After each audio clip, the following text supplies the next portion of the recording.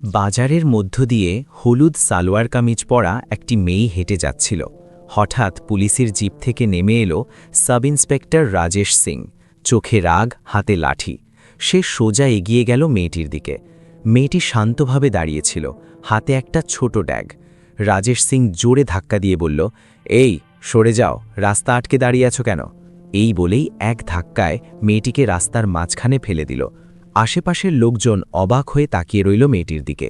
মেয়েটি রাস্তায় বসে কাঁদছিল, কিন্তু একটা কথাও বলল না। রাজেশ আরও রেগে গিয়ে তার হলুদ রঙের সালোয়ার কামিজের ওড়না ধরে জোরে টান দিল। কাপড় টেনে হেনস্থা করছি, তবু চুপ করে আছো? কে তুমি? কোন বাড়ির মেয়ে? অনন্যা একটু পিছিয়ে গেল, কিন্তু তার মুখে এখনও কোনো ভয় দেখা গেল না। সে শান্ত গলায় বলল, আপনি ভুল করছেন, আমাকে ছেড়ে দিন। রাজেশ হাসতে হাসতে বলল, ভুল? আমি পুলিশ, আমি যা বলবো তাই ঠিক। তুমি এখানে কি করতে এসেছো? চুরি করতে নাকি অন্য কিছু? ভিড় আরও বড় হলো। কেউ কেউ বলতে লাগলো, মেয়েটা নিশ্চয়ই কোনো খারাপ কাজ করছে, নয়তো পুলিশ এভাবে ধরবে কেন? একজন মহিলা দূর থেকে বলল, এখনকার মেয়েরাতে এমনই হয়। কেউ এগিয়ে এসে অনন্যাকে সাহায্য করল না। সবাই শুধু দেখছে আর ভিডিও করছে। রাজেশ এবার হলুদ রঙের সালোয়ার কামিজের কাঁধ ধরে জোরে টান দিল, চলো থানায়, সেখানে তোমার আসল পরিচয় বের করব। অনন্যা এখনও শান্ত। সে শুধু বলল, আপনি যা করছেন পরে হয়তো অনুশোচনা করবেন। রাজেশ জোরে হেসে উঠল, অনুশোচনা? আমি? তুমি কে? মন্ত্রীর মেয়ে নাকি? চারপাশে সবাই হাসতে শুরু করল।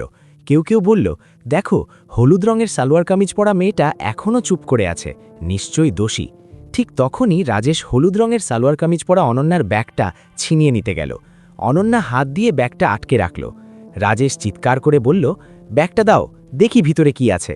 অনন্যা শান্ত গলায় বলল, এটা আমার ব্যক্তিগত জিনিস, আপনার অধিকার নেই এভাবে ছিনিয়ে নেওয়ার।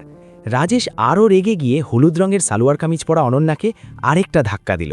মেয়েটি একটু টলে গেল, কিন্তু পড়ে গেল না। ভিড়ের মধ্যে থেকে কেউ একজন বলে উঠল, ভালো করে শিক্ষা দাও স্যার, এরা শুধু পুলিশ দেখলেই ভয় পায় না। কিন্তু আসল ঘটনা তখনও শুরু হয়নি। রাজেশ এবার হলুদ রঙের সালোয়ার কামিজের কাঁধ ধরে জোরে ঝাঁকালো, তোমার নাম কি? ঠিকানা বলো। অনন্যা প্রথমবারের মতো একটু হাসল, খুব হালকা হাসি। সে বলল, আমার নাম অনন্যা, আর আমি এখানে এসেছিলাম একটা বিশেষ কাজে। রাজেশ বলল, কি কাজ? চুরি নাকি অন্য কোনো অপরাধ? অনন্যা চুপ করে রইল। ঠিক তখনই রাজেশের ফোন বেজে উঠল।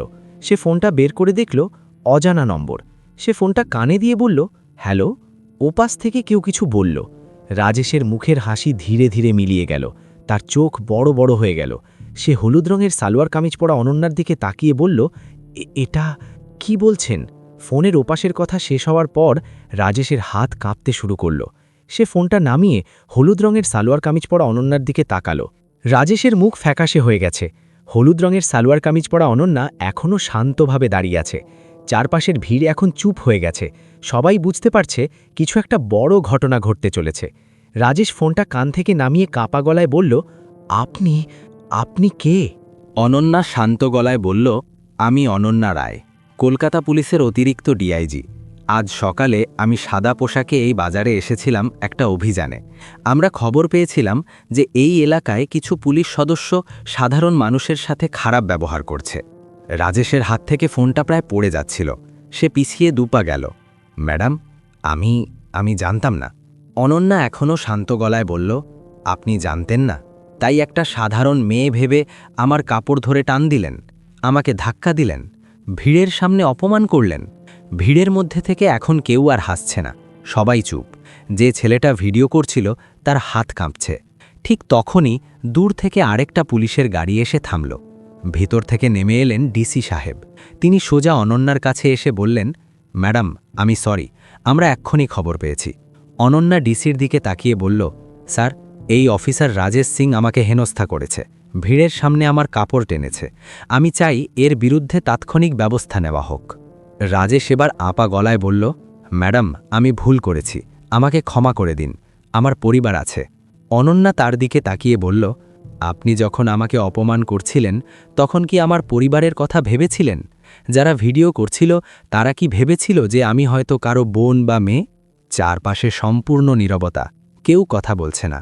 ডিসি সাহেব রাজেশের দিকে তাকিয়ে কঠিন গলায় বললেন, রাজেশ সিং, তোমাকে সাসপেন্ড করা হলো, এক্ষুনি তোমার ব্যাজ ও আইডি জমা দাও।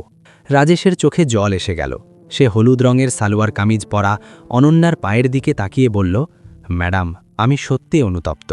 অনন্যা শান্ত গলায় বলল, অনুতাপ পরে করবেন, আগে যাদের আপনি এভাবে অপমান করেছেন তাদের কাছে ক্ষমা চান। পুলিশ হয়ে সাধারণ মানুষকে এভাবে হেনস্থা করা মানে নিজের ইউনিফর্মের অপমান করা। এরপর যা ঘটল সেটা সবাইকে চমকে দিল। অনন্যা ভিড়ের দিকে তাকিয়ে বলল, আপনারা সবাই ভিডিও করছিলেন, কেউ সাহায্য করেননি। আজ যদি আমি সত্যি সাধারণ একটা মেয়ে হতাম তাহলে আমার কি হতো ভাবুন। ভিড়ের মধ্যে থেকে অনেকে মাথা নিচু করে ফেলল। যে মহিলা আগে বলেছিল এখনকার মেয়েরা এমনই হয়, সে এখন চুপ করে দাঁড়িয়ে আছে। ডিসি সাহেব অনন্যাকে বললেন, ম্যাডাম, আপনি চাইলে আমরা এই ঘটনার পুরো তদন্ত করব। অনন্যা মাথা নেড়ে বলল, তদন্ত হোক, কিন্তু শুধু রাজেশ সিং নয়, যারা এই এলাকায় সাধারণ মানুষের সাথে খারাপ ব্যবহার করে তাদের সবাইকে চিহ্নিত করুন। পুলিশ মানুষের সেবক, অত্যাচারী নয়। রাজেশকে দুজন কনস্টেবল ধরে নিয়ে গেল। সে মাথা নিচু করে হাঁটছে। তার অহংকার এখন সম্পূর্ণ ভেঙে গেছে। অনন্যা শেষবার ভিড়ের দিকে তাকিয়ে হলুদ রঙের সালোয়ার কামিজ ঠিক করে বলল, আজ থেকে মনে রাখবেন, কোনো মেয়েকে দেখে তার পোশাক দেখে বিচার করবেন না, সে যে কেউ হতে পারে। ভিড় থেকে এবার কয়েকজন হাততালি দিতে শুরু করল। ধীরে ধীরে সবাই হাততালি দিতে লাগল। অনন্যা শান্তভাবে পুলিশের গাড়িতে উঠে চলে গেল। বন্ধুরা, এই গল্প থেকে শেখা উচিত, ক্ষমতা দেখিয়ে কখনো সাধারণ মানুষকে অপমান করবেন না। জানেন না সামনে কে দাঁড়িয়ে আছে। পুলিশের কাজ মানুষকে রক্ষা করা, হেনস্থা করা নয়। প্রত্যেক মেয়ের সম্মান করুন, তার পোশাক দেখে নয়, তার মানুষ হিসেবে বিচার করুন। বন্ধুরা, আপনারা কি ধরনের ভিডিও আরও দেখতে চান? তাহলে অবশ্যই নেক্সট পার্ট লিখে কমেন্ট করুন এবং আমাদের চ্যানেলটি সাবস্ক্রাইব করে বেল আইকনটি বাজিয়ে দিন। ধন্যবাদ সবাইকে।